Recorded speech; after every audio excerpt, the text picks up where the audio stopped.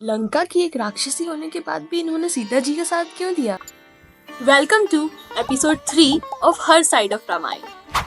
आज हम बात करने वाले हैं त्रिजटा के बारे में। वाल्मीकि रामायण और तुलसीदास की रामचरितमानस दोनों में ही त्रिजटा के जन्म के बारे में नहीं बताया गया है, लेकिन कुछ भाषाओं में ये बताया गया है कि त्रिजटा विभीषण और उनकी पत्नी सरमा की बेटी थी।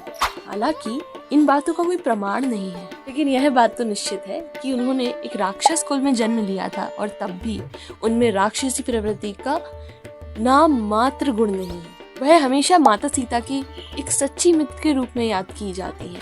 राक्षस कुल में भी जन्म लेने के बाद त्रिजटा का जो आचार व्यवहार था बहुत सात्विक था, बहुत ही अच्छे स्वभाव की थी और कहा जाता है उनके पास दिव्य शक्तियां भी थी। त्रिजटा भविष्य देखने में बहुत सक्षम, उन्हें पता था कि लंका का और रावण का दोनों का क्या हश्र होने वाला है।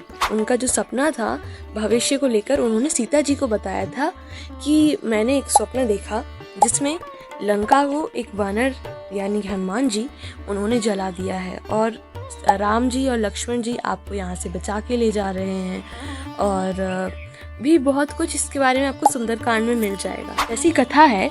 उसके अनुसार रावण ने बहुत भयानक राक्षसियों को रखा था सीता जी को डराने धमकाने के लिए, उन्हें मनाने के लिए कि वो रावण से शादी कर लें। लेकिन त्रिजटा ने सीता जी का बहुत ध्यान रखा। माता सीता को छोटी से छोटी खबर आके देती थी युद्ध के बारे में, क्या चल रहा है, क्या हो रहा है, कैसे हनुमान जी ने आग लगा दी है, वो हर चीज माता सीता को आके बताती थी। ये मान्यता है कि त्रिजटा पुष्पक विमान में बैठ के सीता जी के साथ अयोध्या जाने के लिए तैयार थी, लेकिन सीता जी ने कहा कि वो एक राक्षसी हैं, शायद इसलिए उन्हें अयोध्या में अनुमति नहीं मिलेगी। उन्हें सलाह दी कि आप एक काम कीजिए, आप वाराणसी जाइए और वहाँ से मोक्ष की प्राप्ति कर लीजिए। तो वाराणसी में उनका मंदिर बनाया हुआ है और अभी भी वहाँ पे पूजा पाठ होती है। एक कहानी के अनुसार ये भी कहा जाता है कि त्रिजटा का द्वापर युग में कृष्ण की बहन सुभद्रा के रूप में जन्म हुआ था।